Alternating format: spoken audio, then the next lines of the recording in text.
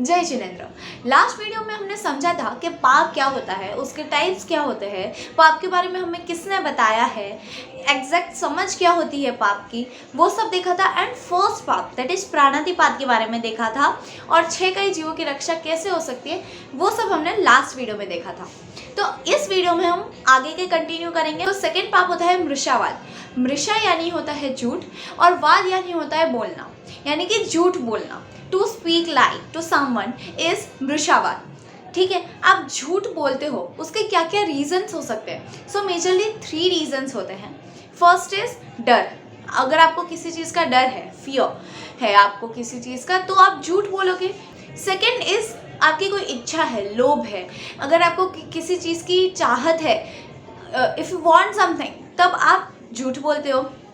Third case ये होता है कि अगर आपको चीटिंग करनी है, किसी माया करनी है, किसी को चीट करना है, तब आप झूठ बोलते हो। सो मेजरली ये 3 रीज़न होते हैं झूठ बोलने के। तो अगर आप किसी पे झूठा आरोप लगाते हो, उसे भी झूठ बोलना कंसिडर किया जाता है। फॉर एग्जाम्पल, आप स्कूल में गए, आपकी न्यू पेन आप लेके गए थे, दूसरे दिन वो खो जाती है, और आपको लगता है आपके बाजू में जो बैठा था ना, वो आपका क्या था, उससे थोड़ी मन नहीं रही थी 2-3 दिनों से, तो आपको लगा उसने चोरी कर लिया।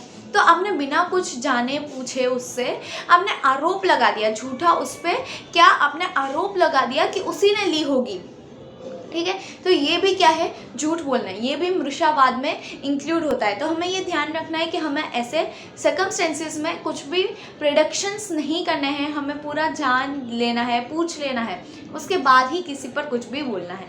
ठीक है, तो मृषावाद क्या होता है, झूठ बोलना। थर्ड पाप हमारा होता है अदत्तादान।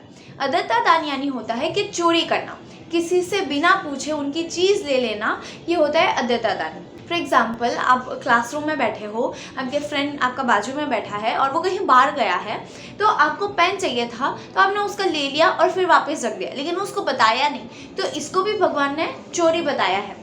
तो हमें क्या करना है, या तो उससे आप पूछ लीजिए कि मैं तेरा पेन यूज़ करूँ, एंड इफ़ नॉट, अगर वो कहीं बाहर गया है तो आप क्या कर सकते हो, यूज़ कर लो, रख दो, लेकिन बाद में उससे पूछ लो कि मैंने तेरा पेन यूज़ किया था, is it okay to you, ऐसा पूछ लो। सो ये क्या होगा, इसमें आपको पाप नहीं लगेगा। लेकिन आप बिना पूछे किसी की चीज़ यूज़ कर रहे हो एंड देन उसको बता भी नहीं रहे हो, तो वो क्या होगा, अदत्तादान। ठीक है, अदत्तादान यानी कि चोरी होता है। सेकेंड केस इसमें क्या होता है, राज्य विरुद्ध कोई भी काम करना, यानी कि if you go against the rules of any country, that is also included in अदत्तादान। ठीक है, तो उसमें क्या क्या इंक्लूड होता है, फॉर एग्जाम्पल इनकम टैक्स नहीं भरते हैं तो वो भी चोरी होता है, दैट इज़ ब्लैक मनी, तो वो भी चोरी के पैसे होते हैं। फोर्थ पाप है मैथुन। मैथुन यानी होता है attraction towards the opposite gender. लड़का लड़की को पसंद करता है या लड़की लड़के को पसंद करता है, दैट इज़ मैथुन।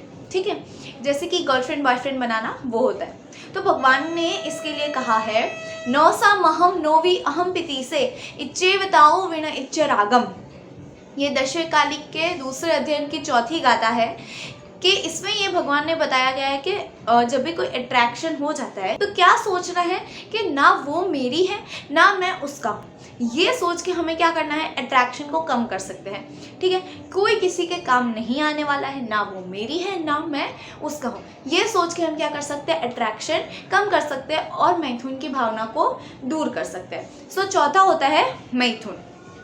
पांचवा पाप होता है परिग्रह, यानी कि स्टोर करना, जितना चाहिए उससे ज़्यादा, to store things more than what we want. ठीक है, आपको जितने, जैसे कि आपको महीने में 50 कपड़े चाहिए, चलो इतने में नहीं चाहिए, रोज़ अगर आप पहनोगे तो 30 से ज़्यादा कपड़े नहीं चाहिएंगे, तो इससे भी ज़्यादा ही होंगे, लेकिन सबके कबर्ड्स में। इसको बोलते हैं परिग्रह, हमें जितना चाहिए उससे ज़्यादा रखना। जैसे कि इस इवेंट के लिए ये है, इस इवेंट के लिए ये है, इतने सारे हमने कलेक्ट करके रखे हैं। ठीक है, तो ये क्या होता है, परिग्रह होता है, जितना चाहिए उससे ज़्यादा स्टोर करके रखना। फॉर एग्जाम्पल, हम साल में एक दो बार ही राशन लाते हैं, तो बहुत सारे एक साथ स्टोर करके रखते हैं, गेहूं को, चावल को बहुत सारे एक साथ स्टोर करके रखते हैं, तो वो भी परिग्रह होता है। 6th पाप है हमारा क्रोध। क्रोध का मतलब आप सभी को पता है एंगर। और क्रोध को वन लाइन में डिफाइन करना हो ना तो उसका होगा कि दूसरों की गलती पे खुद को सजा देना। मतलब आप जब भी गुस्सा कर रहे हो, सामने वाले की ही गलती होगी ऑब्वियसली, इसीलिए आपको गुस्सा आया। तो आप जब भी गुस्सा करते हो तो क्या होता है, सामने वाले की गलती पे खुद को सजा दे रहे हो। खुद को सजा कैसे दे रहे हो, पहले तो आप पाप कर रहे हो, कर्मों का बंधन कर रहे हो, वैर बांध रहे हो। फिजिकल और बायोलॉजिकल भी अगर हम देखें तो जो गुस्सा है उससे आपका जो माइंड है उसकी शार्पनेस कम हो जाती है, इफेक्टिवनेस कम हो जाती है। आप कोई भी क्विक डिसीजंस नहीं ले सकते, राइट डिसीजंस नहीं ले सकते, आपका मन शांत नहीं रहता। बहुत सारे डिसएडवांटेजेस है, ठीक है। तो हमें गुस्सा बिल्कुल भी नहीं करना चाहिए। जब भी गुस्सा है ना, उसके 3 ही उपाय है, लेट गो कीजिए, लेट गो कीजिए और लेट गो कीजिए। क्योंकि देखिए सिचुएशंस या कोई भी सर्कमस्टेंसेस हमारे हाथ में नहीं है। हमने पहले जो कर्म किए होंगे उसी का रिजल्ट हमें अभी मिल रहा है। तो उसमें हम अगर गुस्सा करें या संभाव रखें, सिचुएशन चेंज नहीं होगी। तो हमें डिसाइड करना है कि कर्मों को और बढ़ाना है या कर्मों को कम करना है। अगर कर्मों को बढ़ाना है तो गुस्सा करेंगे, लेकिन अगर कर्मों को कम करना है तो सिचुएशन को एक्सेप्ट करना सीखिए, ठीक है। सिचुएशन वही रहने वाली है, आप एक्सेप्ट करो या उसका अपोज करो। तो बेहतर तो यही है ना कि हम सिचुएशन एक्सेप्ट कर ले, तो इसीलिए हमें गुस्सा नहीं करना है। तो 6th हमारा पाप था क्रोध। देन आता है मान। मान यानी होता है एटीट्यूड, ईगो, जो आजकल सभी में बहुत ज़्यादा है।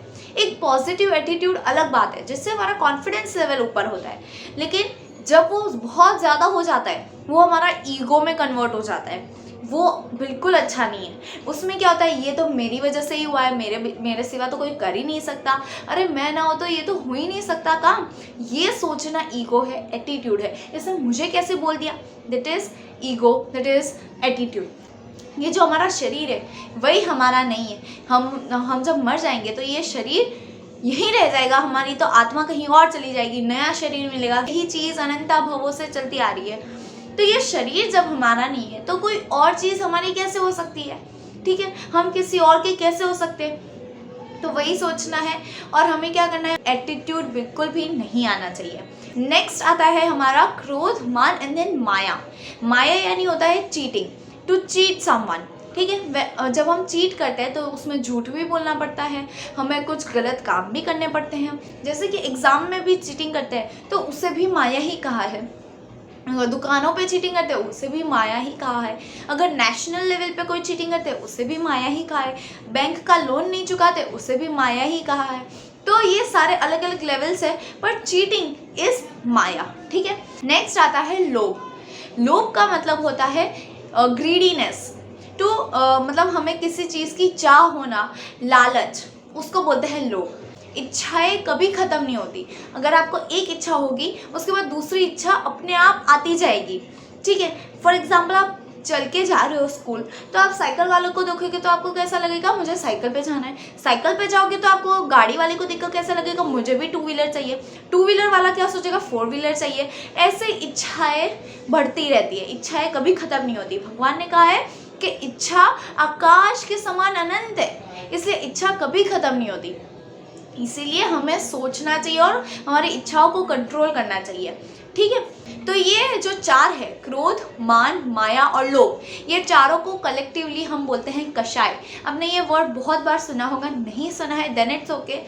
इसका क्या मतलब होता है कषाय, यानी कि क्रोध, मान, माया, लोभ। इन्हीं चारों से मैक्सिमम ऑफ द कर्म होते हैं वो हमारे बंधते हैं। कहीं ना कहीं हम गुस्सा कर लेते हैं, कहीं ना कहीं हम अपना एटीट्यूड शो करते हैं, कहीं ना कहीं हम क्या सोचते हैं कि है ना यहाँ चीटिंग कर लेते हैं, थोड़े से इतना फ़ायदा हो रहा है, थोड़ा सा चीटिंग तो चलता है, थोड़ा सा ऐसा तो चलता है। ये सब क्या है, कषाय।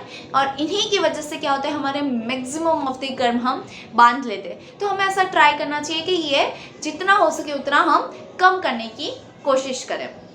ये हमारे यहाँ पे 9 पाप कंप्लीट होते हैं। एक बार हम याद कर लेते हैं। प्राणातिपात, वृषावाद, अदत्तदान, मैथुन, परिग्रह, क्रोध, मान, माया, लोभ, ठीक है। अभी उसके आगे के हम नेक्स्ट वीडियो में कवर करेंगे।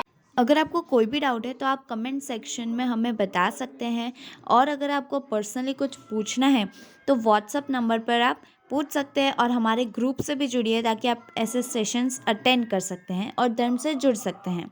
जय जिनेंद्र।